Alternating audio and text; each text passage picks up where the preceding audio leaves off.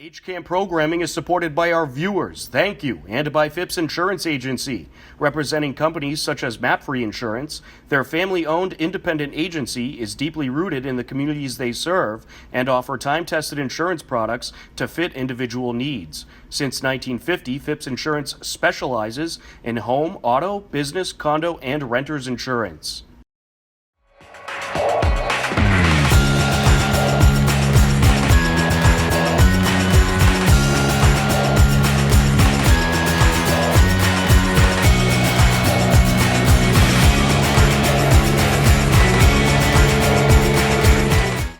Hello, everyone, and welcome to this edition of HCAM News. I'm HCAM News Director Tom Nappy, here to fill you in with what's happening in Hopkinton. On today's edition of HCAM News, scenes from the annual Hopkinton Parks and Recreation Commission concerts on the Common, plus much more. But first, we recently caught up with Hopkinton Water and Sewer Manager Eric Carty to talk DPW happenings and weather trends.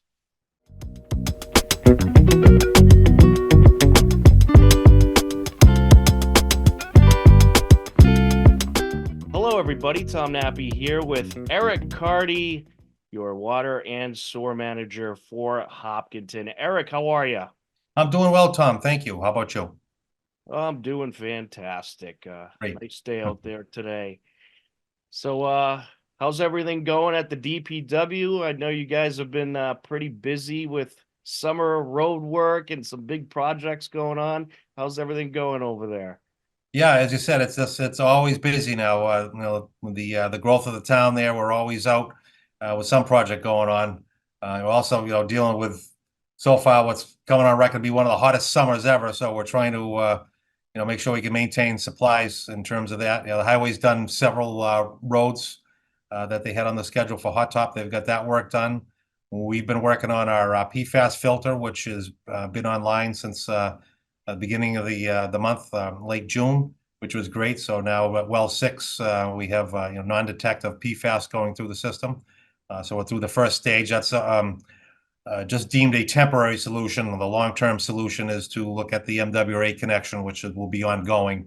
All the permitting and process for that will probably take another 3 to 4 years before we're able to go ahead with that project. So yeah, lots going on in that aspect.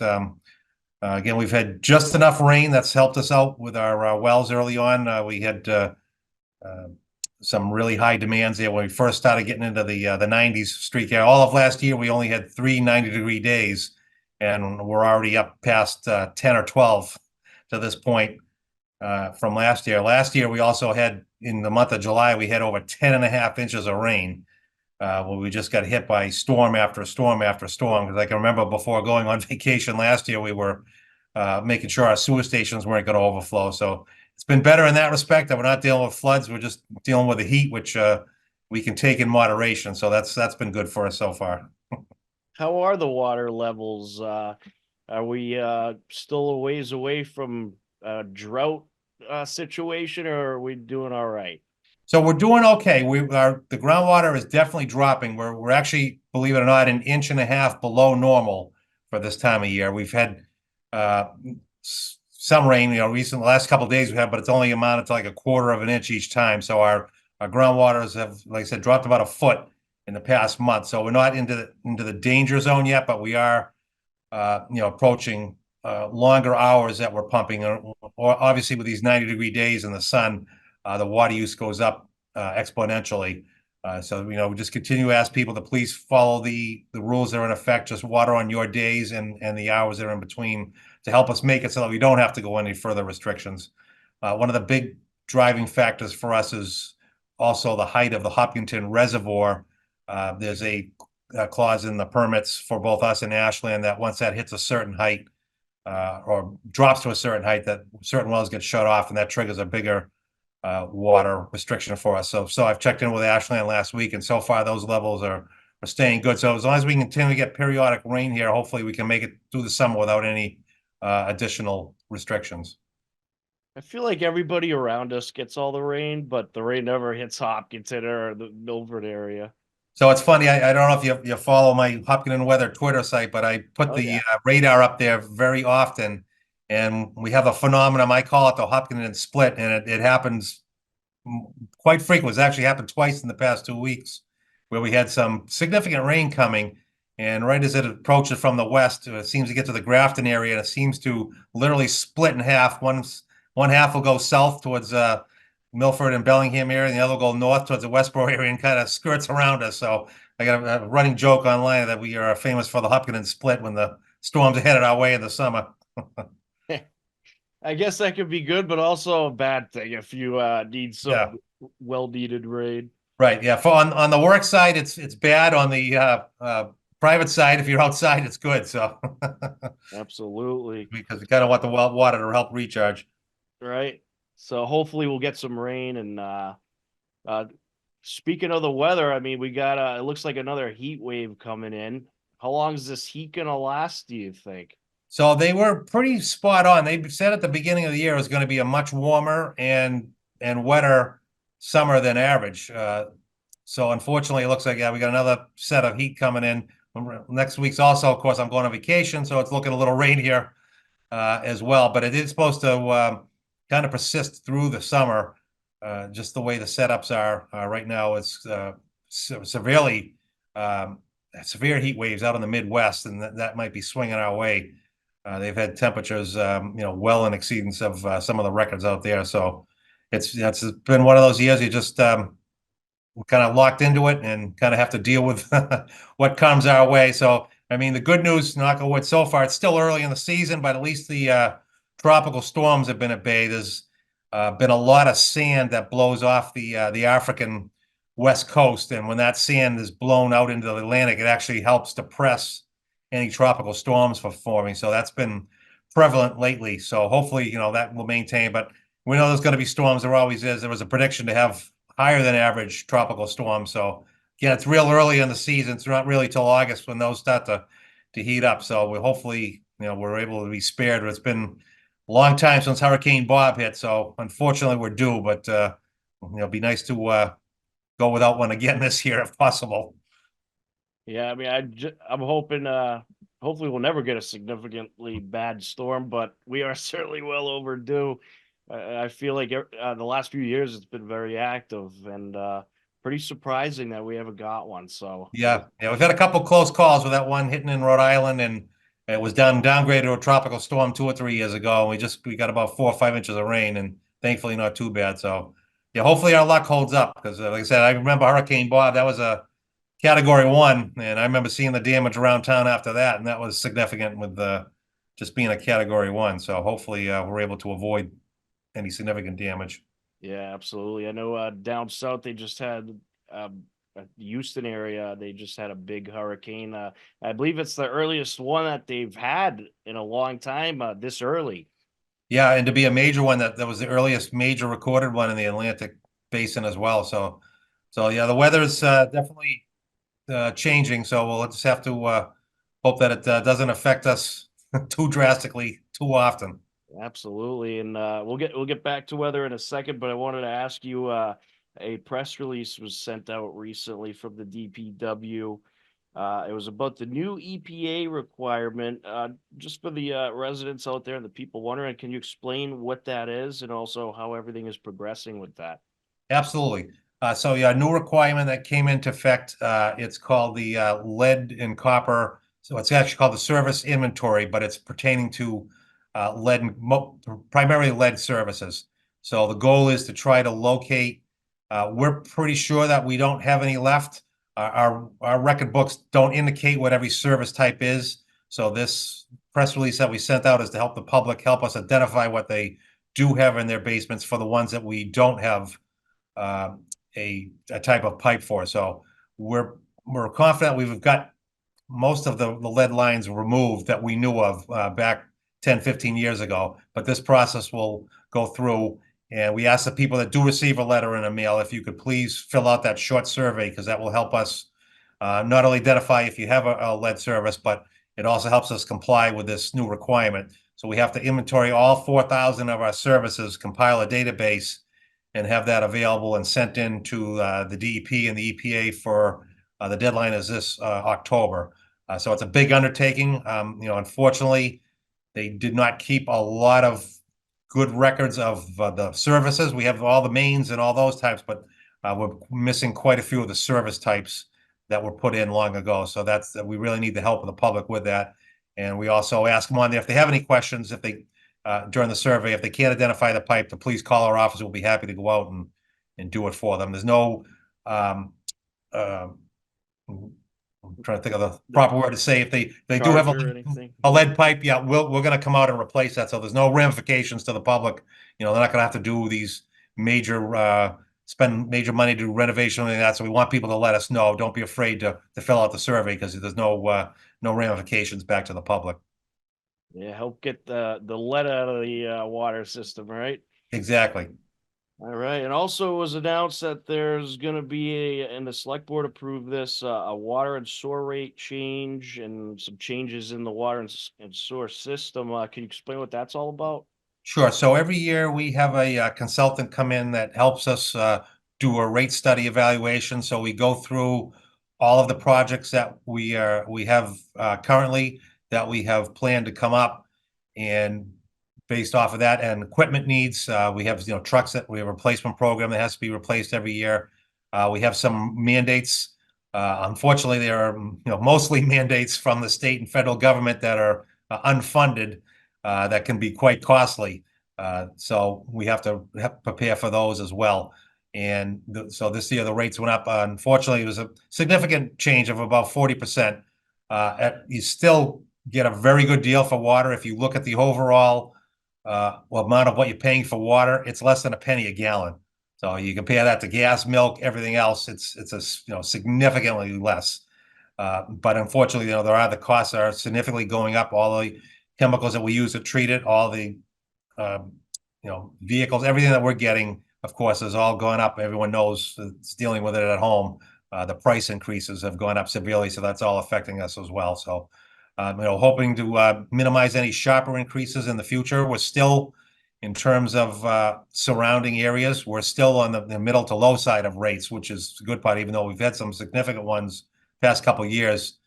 Before that, we've been on the lower side. And the good news is that was just the water rate that went up. The sewer rate actually was reduced last year, and this year there was no increase on the sewer side. So that will help out residents on that end. So is this just for the year that you're going to see this change, or is it assessed like every year? We assess it every year. Yeah, we do try to look at a 3-year window to try to project out, to give people an idea what it is. So there is still projected increases for the next 2 years, but based on what happens this year, and there's always changes, so that can fluctuate up or down either way. Hopefully it'll be, downward for the next year, but we do it each year and present that evaluation, and then the selectmen will make the final decision on that before July 1st, the fiscal year starts. All right. Well, I know a lot is being done to keep the water safe. You guys do a great job. So let's get back to a couple more questions about the weather. And actually, before I do that, I should mention you can find more information about this at our website, hcam.tv. And of course, if you have any questions, they can reach out to you, right, Eric? Absolutely. Yep. Happy to do it. I'm not a professional, but I have the records that people need information on the records of what's been going on. I follow a lot of the predictive stuff to see what's gonna supposedly happen in the future. So it comes in handy for the job as well. Absolutely. All right. Well, a lot going on with the DPW, that's for sure. So we had to fit those in because I know there was a lot of people wondering about some of these press releases that we just had come out. Yeah, absolutely. And I will mention, Tom, one other thing. Good news is we were able to hire. We had a new position open up, so we were able. Thankfully, the climate has been very difficult for DPW to hire people. The highway have been down 2 people for several years now. They've been trying to fill those positions and haven't had any luck yet. And we were down 1 position. Thankfully, not for too long. We were able to fill that, so that's been a big help for us. We just also completed, I'll mention, a water leak detection survey. So each year we have a professional leak detection company come in and they do the entire town. They listen on all the hydrants and valves to pinpoint leaks. And thanks to their work, we're able to pinpoint 3 leaks that we were able to stop. So that's going to help save a good amount of water for us right there. So we try to save water on all ends, going out and in the system and through the public as well. Absolutely. Well, you guys certainly do a great job, and the town certainly appreciates it. We appreciate it. And we appreciate the support of the public. That's the big thing. You know, a lot of our stuff is unseen. All of our utilities are generally under the ground, so a lot of people don't really see what's going on. But we have a great crew that does a great job maintaining all of our stations and infrastructure, and all of the preventive maintenance work that they do have averted so many other issues and downtime for people. Our water quality is degrading.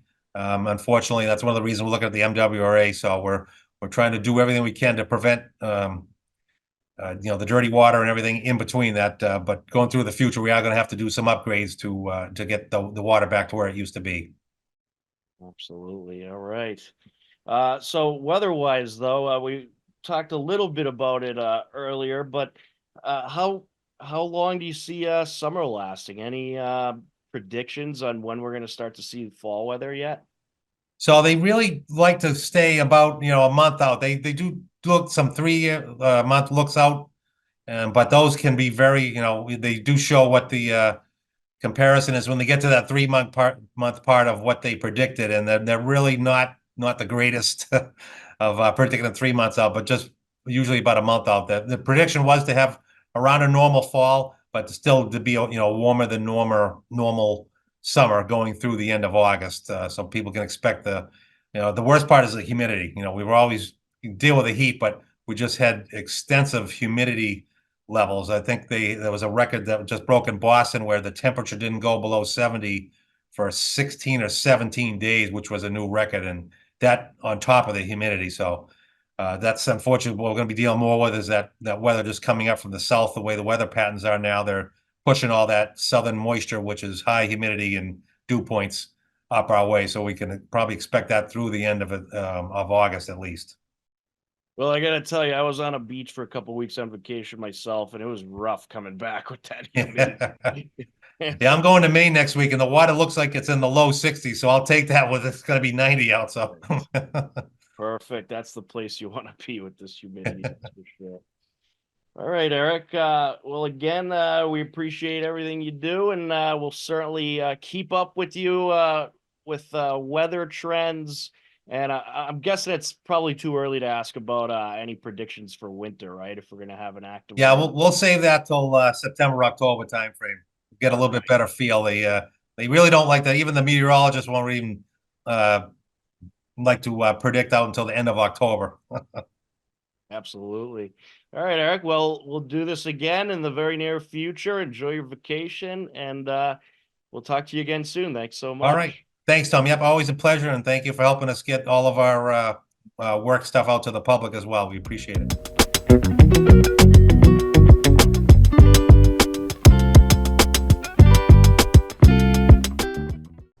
HCAM is supported by our viewers. Thank you. And by the Hopkinton Independent newspaper and online news site. The newspaper reaches 100% of the homes and businesses in town, and the website is updated daily with exclusive Hopkinton content. Readers can receive a daily newsletter and breaking news alerts via email. Saturday morning cartoons are back. Every Saturday at 8 a.m., HCAM's Toon Time has an hour of classic cartoons, from Betty Boop to Superman to Popeye to Bugs Bunny and more. You'll see your old favorites and discover new ones. So tune in to Toon Time, Saturdays at 8, and start your weekend off with a laugh. Welcome back to HCAM News. The Hopkinton Parks and Recreation Commission Concerts on the Common is in full swing. Here's a look at some of the recent performances.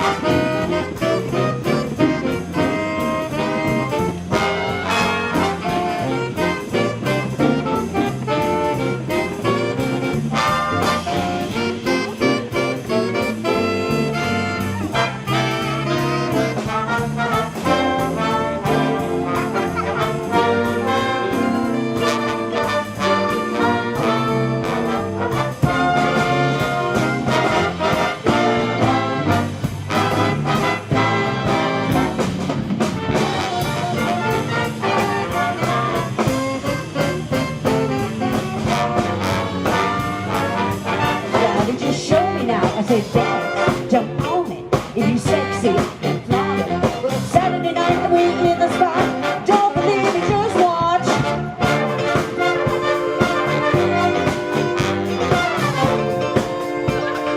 Don't believe it, just watch. Whoa. Don't believe it, just watch. Don't believe it, just watch. Don't believe it, just watch. Don't believe it, just